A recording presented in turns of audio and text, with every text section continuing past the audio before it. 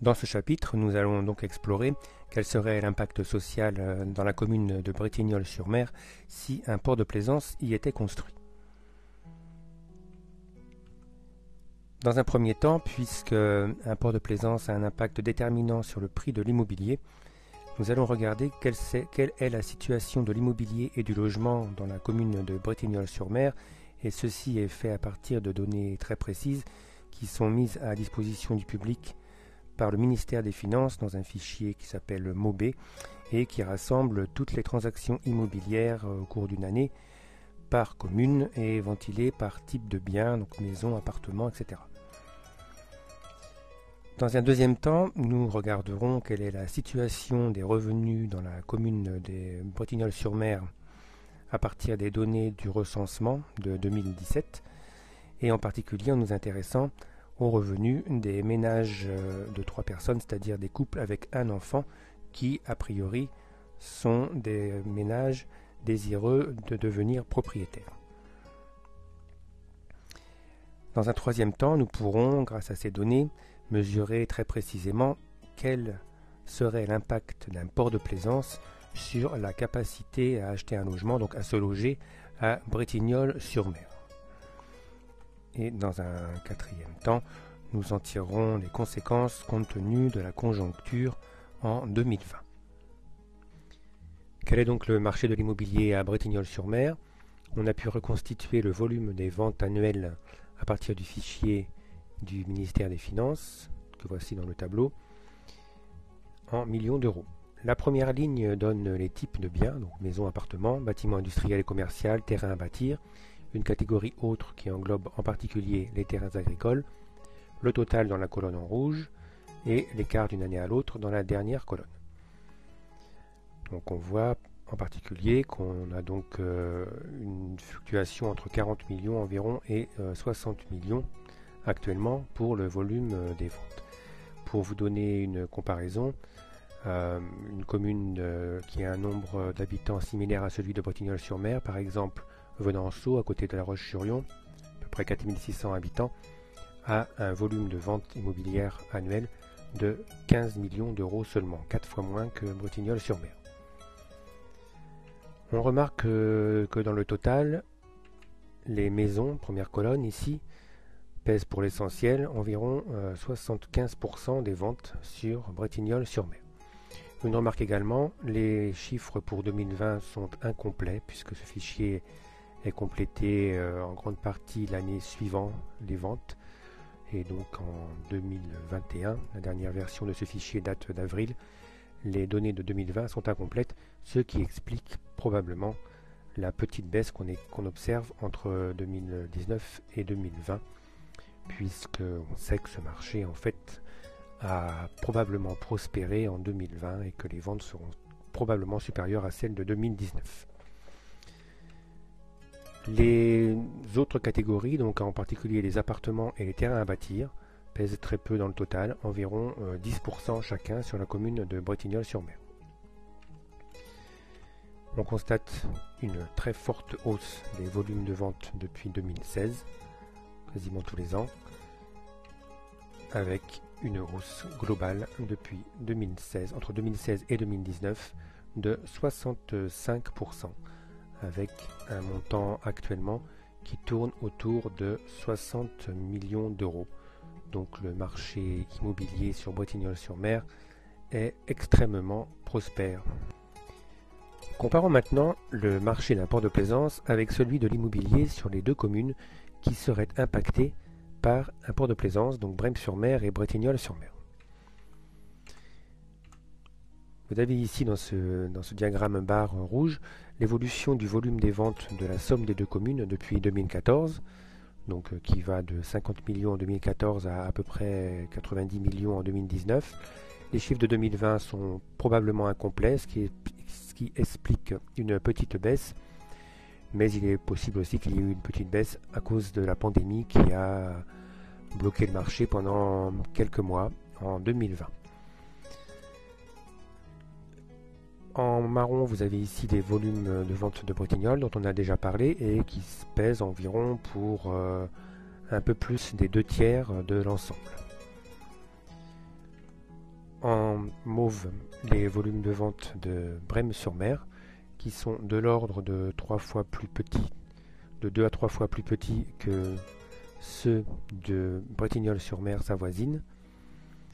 Et on constate qu'il y a une hausse quasi continue depuis 2014-2015 du volume des ventes sur ces deux communes, qui probablement à l'heure actuelle, compte tenu du marché en 2021 qui est en train d'exploser, est probablement au-delà de 100 millions d'euros pour la somme des deux communes. On voit qu'il y a une hausse continue de 70% donc entre 2014 et 2019, ce qui fait une croissance annuelle moyenne de 11,5% par an, donc marché extrêmement prospère. Maintenant, si on compare au chiffre d'affaires d'un port de plaisance de 900 anneaux, qui est de l'ordre de 2 millions d'euros annuels pour les locations, même en y ajoutant des retombées économiques de quelques millions d'euros, on n'est pas du tout dans les mêmes ordres de grandeur que le marché immobilier. Donc le marché immobilier, qui est de l'ordre de 100 millions d'euros, est 50 fois plus important, 50 fois, que le volume des locations d'anneaux d'un port de 900 anneaux. Donc, conclusion qu'on avait déjà abordée dans la précédente vidéo, l'impact économique d'un port de plaisance de 900 anneaux sur ces deux communes est, on peut dire, dérisoire par rapport au marché immobilier. Regardons maintenant quel est le prix de l'immobilier sur la commune de Bretignolles-sur-Mer et sur la communauté de communes de Saint-Gilles-Croix-de-Vie. On s'intéresse ici aux maisons de plus de 70 mètres carrés, comme on l'a fait pour l'ensemble des ports de plaisance, et en particulier en regardant le prix médian, c'est-à-dire le point où il y a 50% des ventes au-dessus et 50% des ventes en dessous. Sur ce graphe, vous avez sur l'axe horizontal les années, donc de 2014 à 2020, et sur l'axe vertical, le coût au mètre carré des maisons de plus de 70 mètres carrés. En bleu, la courbe des coûts pour Bretignolles-sur-Mer, dont on voit qu'elle varie entre 2200 euros au mètre carré en 2014 à 2900 euros en 2020. Et en 2021, on est probablement au-dessus de 3000 euros du mètre carré, car il y a eu une forte hausse depuis janvier 2021. On constate également qu'il n'y a quasiment jamais de baisse sur ce marché. Quand il y a des baisses, elles sont extrêmement faibles. Entre 2015 et 2016, la pire des baisses, c'est moins 3,6%, alors que quand il y a des hausses, elles sont toujours très fortes et souvent de l'ordre de 8 à 9%, ce qui est la tendance actuelle. On a pratiquement une pente sous forme de droite depuis 2017 avec des hausses constantes tous les ans de 9%. La courbe pour le pays de Saint-Gilles en vert, donc qui est beaucoup moins élevé. Il s'agit ici de la moyenne des coûts médians sur toutes les communes. On constate donc que c'est beaucoup moins élevé. En 2020, on était à 2300 euros du mètre carré, donc 500 euros de moins que pour Bretignolles-sur-Mer. Mais là encore, il y a des hausses tous les ans depuis 2014. Et point important, on a dépassé en 2017 le seuil fatidique de 2000 euros du mètre carré, qui n'est pas seulement un seuil symbolique, mais qui correspond au point où il y a moins de ménages qui peuvent acheter que de ménages qui ne peuvent plus acheter. C'est-à-dire que le nombre de ménages primo-accédants ne peut que baisser quand on dépasse 2000 euros du mètre carré, à moins qu'il y ait des programmes communaux pour favoriser l'accès au logement. Et donc sur la commune de Bretignolles-sur-Mer, on a donc une hausse depuis 2017 qui est très forte, qui est de plus 26% et de plus 31% depuis 2014. Si l'on compare maintenant l'évolution des prix de l'immobilier et l'évolution des revenus sur Bretignolles-sur-Mer et la communauté de communes, l'écart est ahurissant depuis 2014. On prend ici la base 100 en 2014 pour donc Bretignolles-sur-Mer ici, indice des prix de l'immobilier. Donc on passe d'un indice 100 en 2014 à un indice de 130 en 2020. Communauté de communes, on est un peu moins fort en écart. On est à un niveau d'indice de 124 en 2020. Et en rouge, le salaire des ouvriers et employés issus des données de l'INSEE depuis 2014, qui, comme vous le voyez, a très peu évolué, plus 4% entre 2014 et 2020, 4,7%, alors que les hausses des prix de l'immobilier sont donc de l'ordre de 30% sur Bretignolles-sur-Mer. On a donc un gouffre entre l'évolution des prix de l'immobilier et l'évolution des revenus de la population. Regardons de plus près l'étendue des dégâts depuis 2017. Vous avez ici l'indice, les mêmes indices mais pris avec une base de 100 en 2017, donc en bleu Bretignolles, en vert communauté de communes et en rouge les salaires. On voit que les salaires n'ont quasiment pas évolué depuis 2017, plus 1,7%, alors que les prix de l'immobilier ont explosé à Bretignolles plus 26, dans la communauté de communes plus 16%, ce qui veut dire concrètement que les jeunes ménages primo-accédants ont perdu une énorme part de leur pouvoir d'achat entre 2017 et 2020, qu'on peut estimer puisqu'on connaît les niveaux de revenus pour la commune de Bretignolles-sur-Mer grâce aux données de l'INSEE, et il faut actuellement 3 500 à 4 000 euros de plus par an pour rembourser un emprunt immobilier pour un primo-accédant que ce qu'il fallait en 2017, ce qui correspond à une baisse du pouvoir d'achat pour les jeunes ménages primo-accédants à Bretignolles-sur-Mer de au moins 10%, et cela seulement depuis 2017, en raison de la hausse des prix de l'immobilier.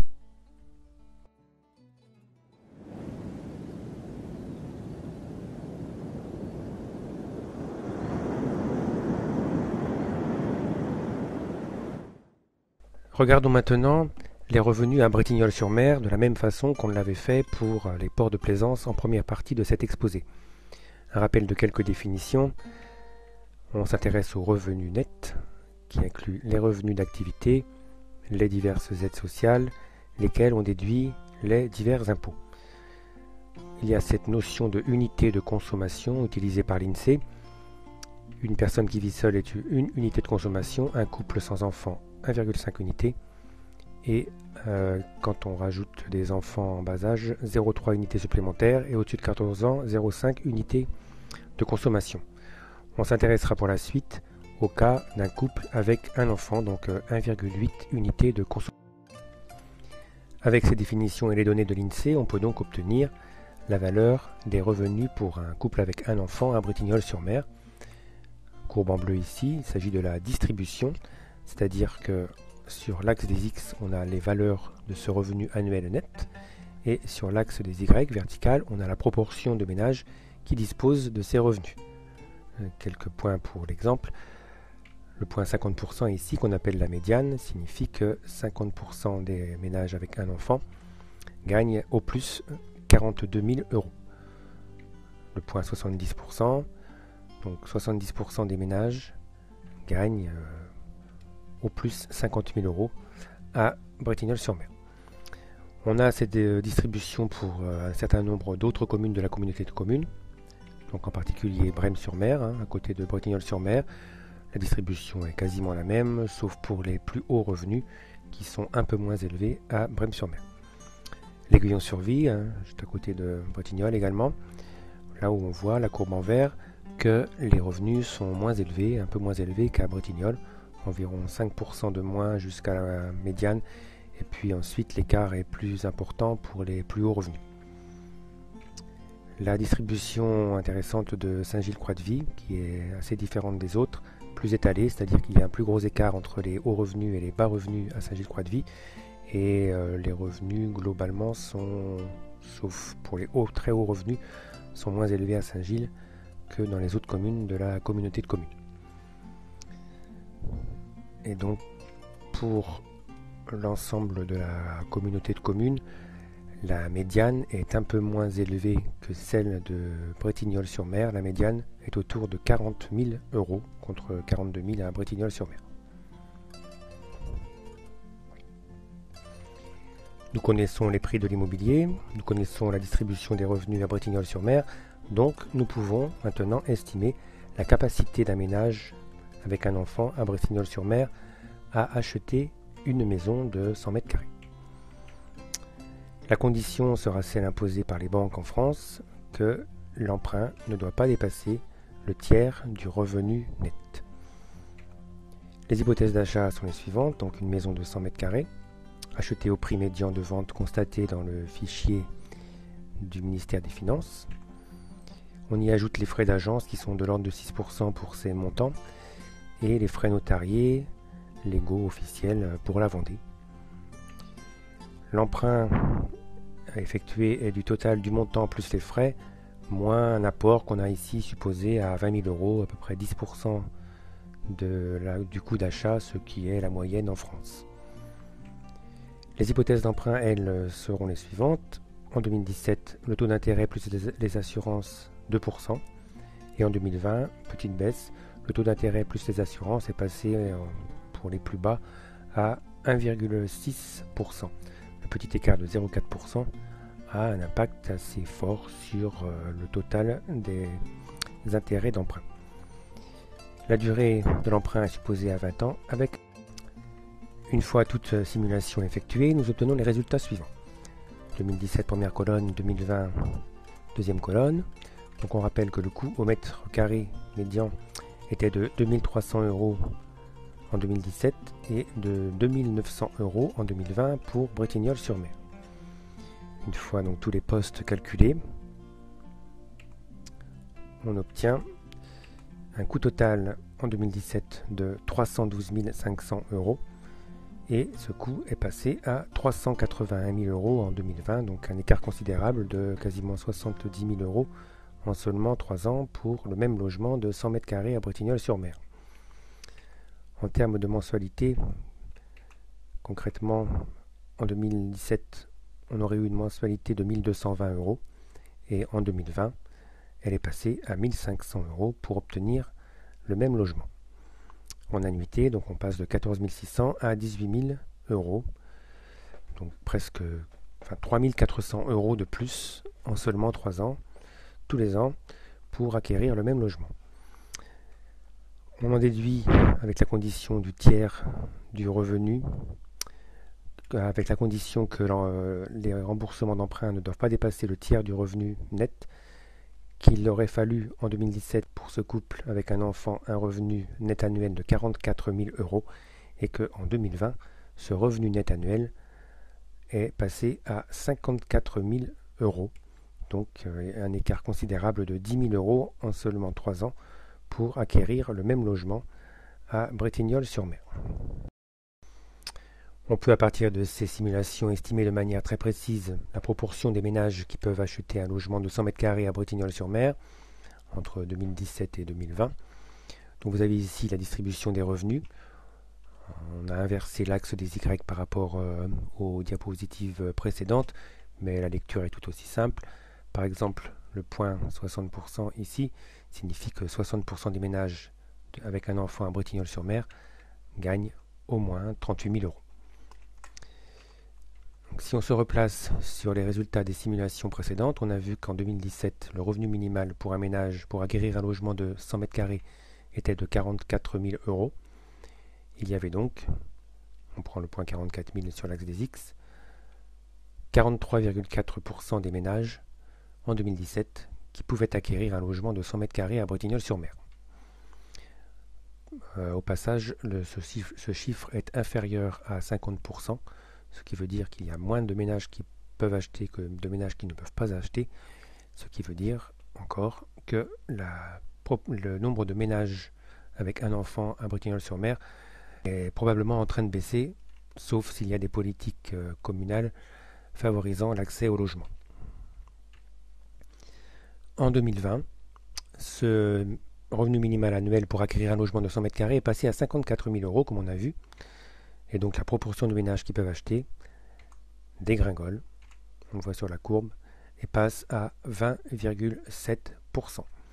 Donc en seulement 3 ans, de 2017 à 2020, à cause de la hausse vertigineuse des prix de l'immobilier, la proportion de ménages à Bretignolles-sur-Mer avec un enfant qui peuvent acquérir un logement a été divisée de plus que par 2. Elle est passée de 43% à 20,7%. ce qui est une baisse extrêmement sévère. Ajoutons maintenant à cette situation déjà difficile à Bretignolles-sur-Mer un port de plaisance de 900 anneaux. On a vu dans les parties précédentes que ceci entraîne une hausse des prix de l'immobilier pratiquement mécanique de l'ordre de 20%, même de 26% en 2020, mais limitons-nous à 20%. Le coût de la maison de 100 mètres carrés à Bretignolles-sur-Mer passerait donc à, on part d'un coût médian en 2020 à 2 900 € du mètre carré, auquel on ajoute 20%, donc on arrive à un coût médian de 3 480 € du mètre carré, ce qui est le prix qu'on observe en 2020, par exemple pour la ville des Sables-d'Olonne. La maison de 100 mètres carrés passerait donc de 290 000 € à 348 000 €, ce qui, tout calcul fait, correspond à des mensualités de 1 833 € ou une annuité de 66 650 € avec les mêmes hypothèses que précédemment pour les taux d'intérêt. Reprenons alors la courbe des revenus nets annuels d'un ménage avec enfants à Bretignolles-sur-Mer, en bleu ici. On a vu qu'il fallait un revenu net annuel de 44 000 € en 2000 pour acquérir cette maison de 100 mètres carrés, puis 54 000 € en 2020. Si on y ajoute le port de plaisance, on a vu qu'il fallait 66 000 €. Donc on a le point en noir ici, qui nous permet de déduire qu'il n'y aurait plus que 10,2% des ménages, 10,2% des ménages en mesure d'acquérir ce logement à Bretignolles-sur-Mer. Donc, conclusion, hormis les programmes communaux subventionnés pour avoir accès au logement, il n'y aurait quasiment plus aucun ménage primo-accédant avec des revenus assez élevés à Bretignolles-sur-Mer pour acheter ce bien immobilier.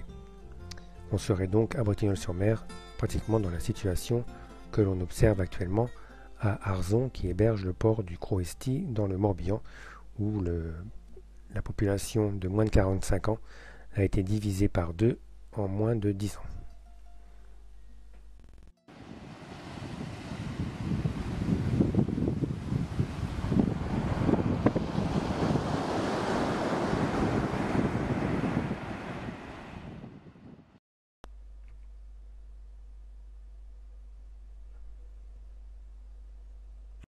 Donc voilà, situation extrêmement compliquée pour les ménages de Bretignolles-sur-Mer qui n'ont pas encore acquis leur logement, et en particulier pour les jeunes ménages.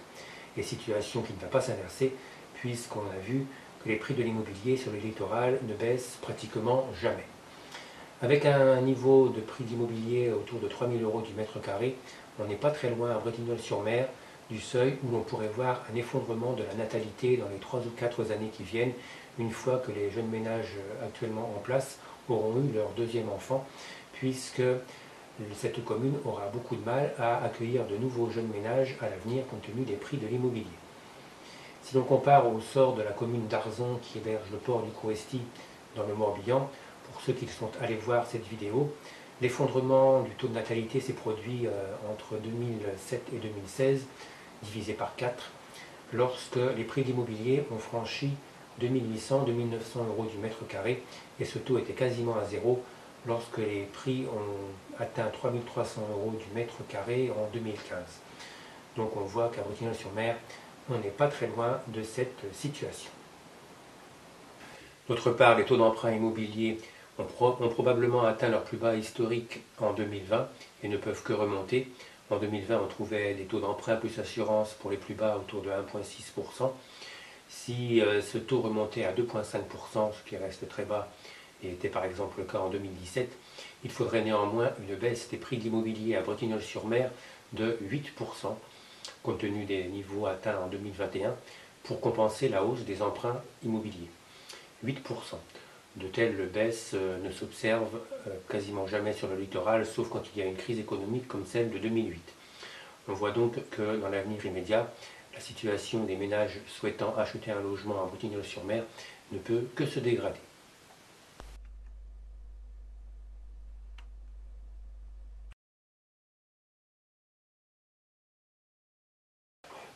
Les ports de plaisance qui existent actuellement sur la côte atlantique ont quasiment tous été construits entre 1970 et 1990, et donc à une époque où il y avait une marge de manœuvre importante sur les prix de l'immobilier pour la population du littoral.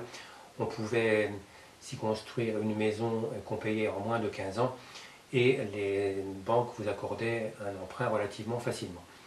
Cette situation a complètement disparu entre la fin des années 90 et 2008, période pendant laquelle les prix de l'immobilier ont été multipliés par 2,5 en France et probablement encore plus sur le littoral, probablement un facteur supérieur à 3. Ce n'est pas la petite baisse des taux d'intérêt qui a eu lieu entre 2000 et 2020, qui sont passés de 5% à moins de 20%, qui a pu compenser une telle flambée de plus de 200% des prix de l'immobilier. La situation entre 1970 et 1990 est une situation qui a totalement disparu et qui ne se renouvellera pas dans l'avenir. La conclusion que l'on peut tirer pour le port de plaisance à Bretignolles-sur-Mer est donc la suivante.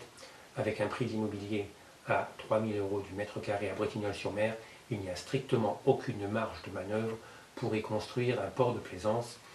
En plus d'être une destruction irréversible d'un site extraordinaire et un projet économiquement extrêmement contestable, ce serait pour Bretignolles-sur-Mer et sa voisine Braine-sur-Mer socialement totalement suicidaire d'y construire un port de plaisance. Un tel projet ferait encore monter les prix de l'immobilier et donc interdirait l'accès de la commune aux jeunes ménages et on y observerait un effondrement du taux de natalité, comme ça a été le cas systématiquement pour des communes de taille similaire qui hébergent un port de plaisance sur la côte atlantique.